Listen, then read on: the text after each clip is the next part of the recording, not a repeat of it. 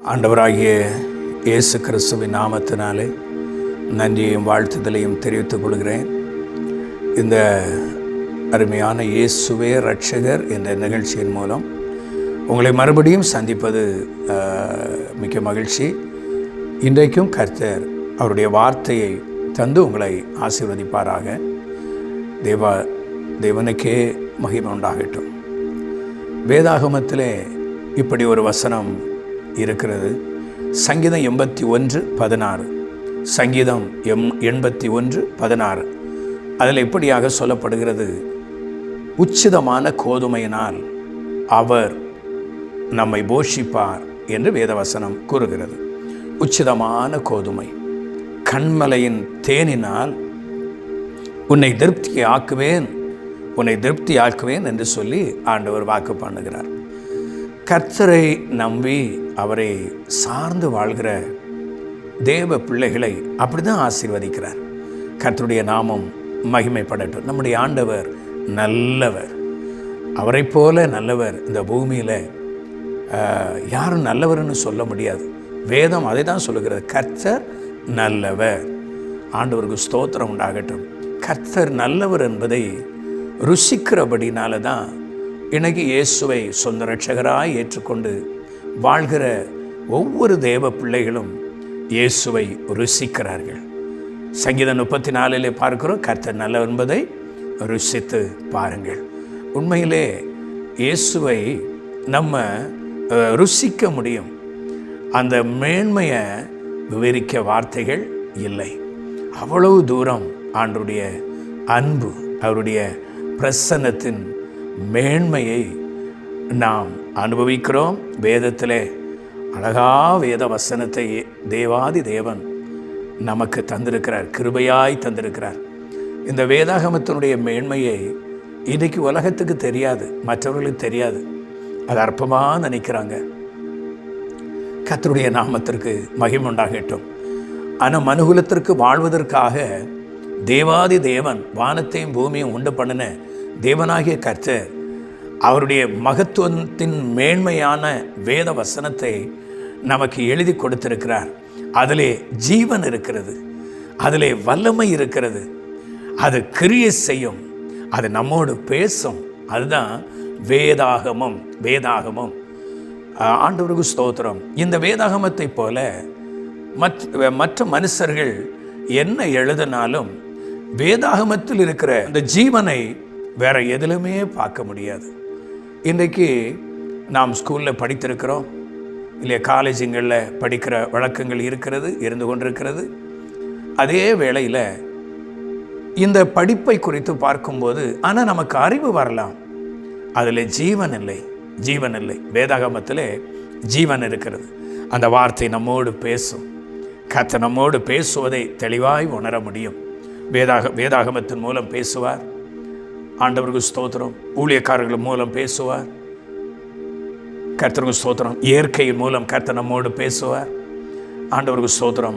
2 பேர் 3 பேர் பேசி கொண்டிருக்கும் போது தேவ பிள்ளைகளாக இருந்தால், அவர்கள் 3 பேரும் தேவ பிள்ளைகளாக இருந்தால், அவர்கள் பேசுகிற அந்த வார்த்தைகள் தேவனுடைய சத்தமாய் சில வேளைகளில் துணிக்கும்.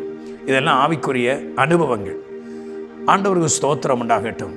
இயற்கையாய் தேவன் படைத்தது நம்மோடு பேசுவதற்கு வாய்ப்புகள் இருக்கிறது. அதன் மூலம் கர்த்தர் நம்மோடு பேசுவார், கற்றுத் தருவார். அடுத்து நம்முடைய உள்ளத்தில் ஆவியானவருடைய குரல் கேட்கும், செவியில் ஆவியானவருடைய குரல் கேட்கும். இப்படி பல விதங்களில் நம்முடைய தேவனுடைய மகத்துவமான மேன்மையை சொல்லி விவரிக்க வார்த்தைகள் இல்லை. அந்த வேதாகமத்தை பார்க்கும்போது சங்கீதம் 81:16 உச்சிதமான கோதுமையினால் அவர்களை போஷிப்பார். என் ஆண்டவராகிய தேவனுக்கு மகிமை உண்டாவதாக. கர்த்தருக்கு ஸ்தோத்திரம். உச்சிதமான கோதுமை. ஆண்டவருடைய வார்த்தை சொல்லுது, என் ஜனம் என்னுடைய சத்தத்துக்கு செவி கொடுத்தால் நலமாய் இருக்கும், அவர்களுடைய எதிராளியை நான் தாழ்த்தி என்று வேதாகமம் அங்கு கூறுகிறது. ஆண்டவருக்கு ஸ்தோத்திரம்.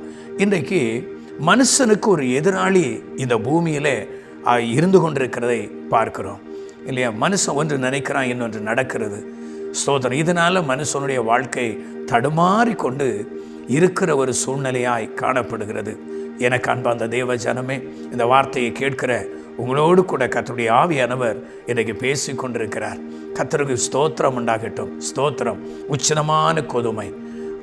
உச்சிதமான கோதுமையினால் அவர்களை நான் போஷிப்பேன் என்று ஆண்டவர் வாக்கு கொடுக்கிறார். ஆண்டவர் ஸ்தோத்திரம். அடுத்து அதே ஆண்டவர் சொல்லுகிற காரியம், என் ஜனம் என் சத்தத்துக்கு செவி கொடுத்தால் நலமாயிருக்கும்.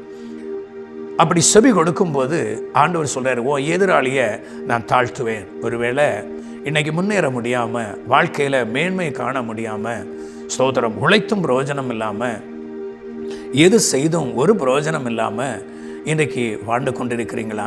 இன்றைக்கி தடுமாறி கொண்டிருக்கிறீங்களா? பிரயாசப்பட்டும் பலனில்லையே என்று சொல்லி இயங்கி கொண்டிருக்கிற ஒரு சூழ்நிலையா? நிச்சயமாய் சொல்லுகிறேன், இந்த ஆண்டவருடைய வார்த்தை உங்களை ஆசீர்வதிக்கும். இந்த தேவனுடைய வார்த்தை உங்களை ஆசீர்வதிக்கும். அது மனுஷனுடைய வார்த்தை அல்ல. அது மனுஷனுடைய வார்த்தையை இப்படி யாருமே எடுத்து பேசிக்கிட முடியாது. இது தேவாதி தேவனுடைய வார்த்தை. ஒருவேளை பேசலாம், ஆனால் எந்த பலனும் காண முடியாது. இது தேவனுடைய வார்த்தை. உச்சிதமான கோதுமையினால் அவர்களை போஷிப்பேன் என்று ஆண்டவர் வாக்கு பண்ணுகிறார். இன்றைக்கு ஒருவேளை ஸ்தோத்திரம், எதிராளி எதுவாக காணப்படுகிறது?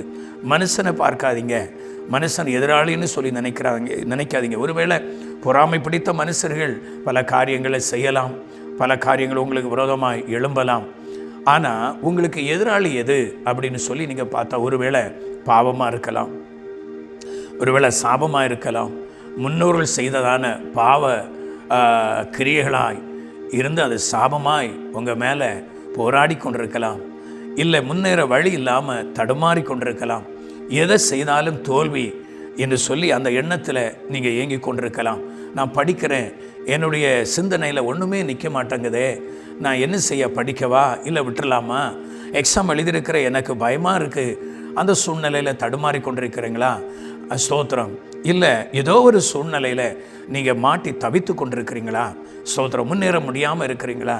இல்லை வீடு கட்டியும் அடுத்த ஸ்டெப்புக்கு போக முடியலை, அந்த சூழ்நிலையில் இருக்கிறீங்களா? இல்லை வேலை செய்தும் ஒன்றுமே இல்லையே, நான் ஒன்றுமே காண முடியலையே, அப்படி ஏங்கி கொண்டிருக்கிறீங்களா? பயப்படாதீங்க. இதுதான் உங்களுக்கு எதிராளி. என்னது எதிராளி?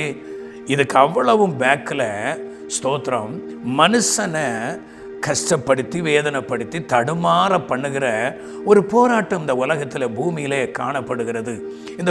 காணப்படுகிறது. மனுஷர்களை பாருங்கள், சில ஆளுங்க நல்லா இருக்கிறாங்க, சிலவங்க ஒன்றுமே இல்லாமல் வேதனையோடு இருக்கிற ஒரு சூழ்நிலை, அன்றாட வாழ்க்கைக்கு கூட பாதிக்கப்படுகிற ஒரு சூழ்நிலையில் காணப்படுகிறாங்க. இன்றைக்கு இந்த வார்த்தையை கேட்கிற நீங்களாக இருக்க ஒருவேளை இந்த சூழ்நிலையில் போய்கொண்டிருக்கலாம். பயப்படாதீங்க. அருமையான தேவ ஜனமே, நீ பயப்படாத. கர்த்தர் இன்றைக்கு ஒரு அற்புதத்தை உங்கள் வாழ்க்கையில் செய்ய அவர் வல்லமையுள்ள தேவனாய் இருக்கிறார். கர்த்தருக்கு ஸ்தோத்திரம். வெறும் வார்த்தையை பேசி கொண்டிருக்கல, என் வாழ்க்கையில் ஆண்டவர் செய்த நன்மைகள் ஏராளம் ஏராளம் ஏராளம். கர்த்தருடைய நாமத்திற்கு மகிமை உண்டாகட்டும். என்னை போஷிக்கிறபடினால், என் குடும்பத்தை போஷிக்கிறபடினால், ஊழிய பாதையில் நடத்துகிறபடினால் இந்த வார்த்தையை நான் தைரியமாய் பேசி கொண்டிருக்கிறேன்.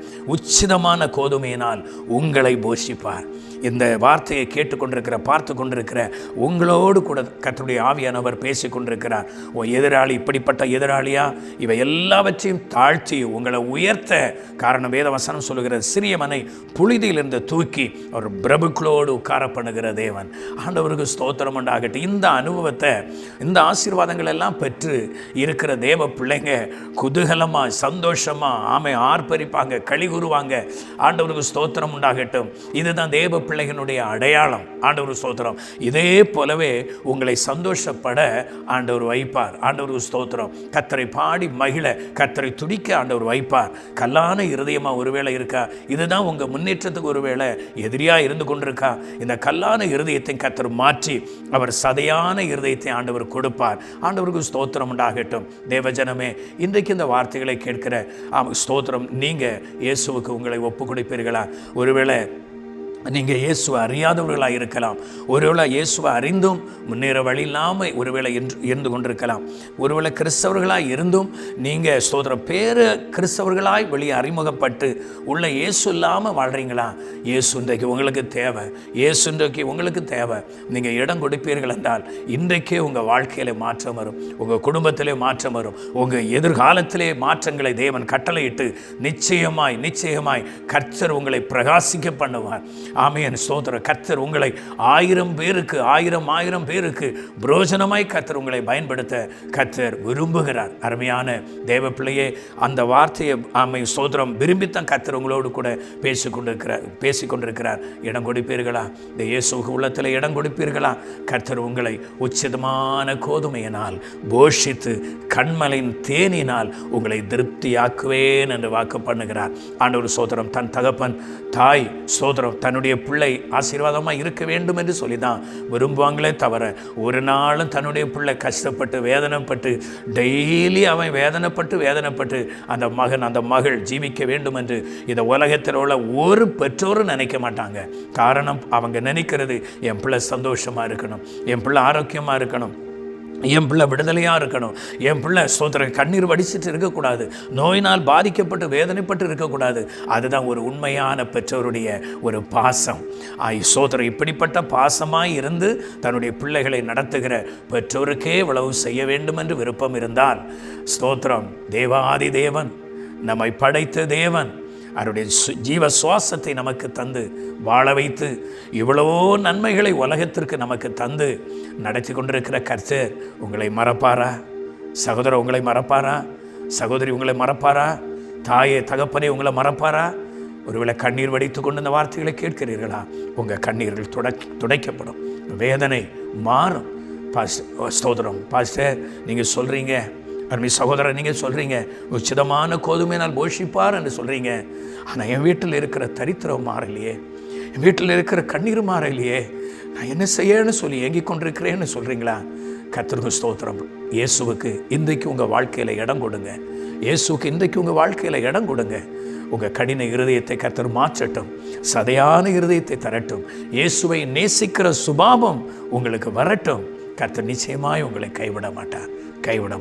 உங்கள் குறைகளை அறிக்கை பண்ணுங்க.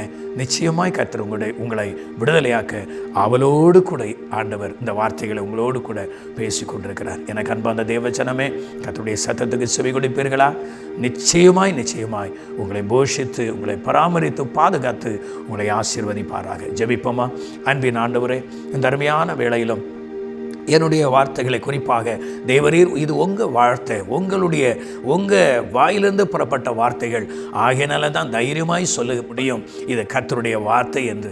தேவரீர், இந்த வார்த்தைகளை கேட்டுக்கொண்டிருக்கிற இந்த அருமையான சகோதரனுக்காக, சகோதரிக்காக, இந்த ஸ்தோத்திரம் தம்பிக்காக, இந்த தங்கச்சிக்காக, இந்த பிள்ளைகளுக்காக, இந்த பெற்றோருக்காக ஜெபிக்கிற கர்த்தாவே, இவர்களை கர்த்தர் நினைவுகூர்ந்து இந்த வேளையில் இவர்கள் வாழ்க்கையிலே எதிராளியாய் நின்று போராடி கொண்டிருக்கிற எல்லா போராட்டத்திலிருந்து இவர்களை விடுதலையாக்கி, இயேசுவின் நாமத்தில் விடுதலையாக்கி கர்த்தர் அவர் ஒவ்வொரு பேருக்கும் ஒவ்வொரு அற்புதங்களை செய்து உம்முடைய நாமத்தை மகிமைப்படுத்த நான் ஜெபிக்கிறேன். கர்த்தருடைய வார்த்தை சொல்லுது, ஸ்தோத்திர, உச்சிதமான கோதுமையினால் அவர்களை போஷித்து கண்மலையின் தேனினால் உன்னை திருப்தியாக்குவேன் என்று வாக்கு பண்ணியிருக்கிறேன். இதே வார்த்தையின்படி நீங்கள் அவர்களை ஆசீர்வதிக்கிறீர். அதற்காய் ஸ்தோத்திரம். கர்த்தராகிய இயேசு கிறிஸ்துவின் நாமத்தினாலே இந்த வார்த்தைகளை கேட்கிற பார்க்கிற இவர்களை இயேசுவின் நாமத்தில் ஆசீர்வதித்து ஜெபிக்கிறேன்.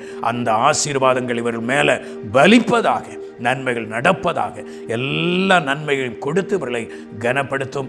போராட்டத்தினால போராடி கொண்டிருக்கிற வாழ்க்கையில கர்த்தர் ஒரு அற்புதத்தை செய்து அவர்களை மகிழ பண்ணும்படிக்கு ஜெபிக்கிறோம். ஆண்டவர் பொறுப்பேற்றியதற்காய் ஸ்தோத்திரம். தன்னுடைய குறைகளை உணர்ந்து யாரெல்லாம் மனஸ்தாபப்பட்டு அழுது கொண்டிருக்கிறார்களோ, ஆண்டவரே அவர்களை விடுவியும் ஐயா. அவருடைய கண்ணீருக்கு ஒரு பதிலை கொடும் ஆண்டவரே. அவர் வாழ்ந்திருக்க கர்த்தர் வழிகளை திறந்து கொடும். புது வழிகள் திறக்கப்படட்டும் இயேசுவின் நாமத்தில் புது வழிகள் திறக்கப்படட்டும். உச்சிதமான கோதுமையினால் அவர்களை போஷித்து கண்மலையின் தேனினால் அவர்களை திருப்தியாக்கி ஆசீர்வதிக்கிற அன்பிற்காய் கோடாகோடி ஸ்தோத்திரம். மீட்பரும் அருமை இரட்சகருமாகிய இயேசு கிறிஸ்துவின் நாமத்தில் ஜெபிக்கிற ஜீவனுள்ள நல்ல பிதாவே, ஆமென், ஆமென், ஆமென். எனக்கு அன்பந்த தேவஜனமே, இன்னும் ஒரு இயேசுவின் இரட்சகர் என்ற நிகழ்ச்சியின் மூலம் சந்திக்கும் வரையிலும் ஆண்டவராகிய இயேசு கிறிஸ்துதாமே உங்களை ஆசீர்வதித்து பாதுகாப்பாராக. ஆமென், ஆமென். நீங்கள் பெற்றுக்கொண்ட ஆசீர்வாதங்களை எங்களுக்கு தெரியப்படுத்த மறவாதிருங்கள். நீங்கள் தொடர்பு கொள்ள வேண்டிய தொலைபேசி எண்கள் 9159370508, 9443759314. மேலும் தேவ செய்திகளை அறிந்து கொள்ள நமது இயேசுவே இரட்சகர் யூடியூப் சேனலை சப்ஸ்கிரைப் செய்யவும். தேவ கிருபையும் தேவ சமாதானமும் உங்கள் அனைவரோடும் கூட இருப்பதாக. ஆமென்.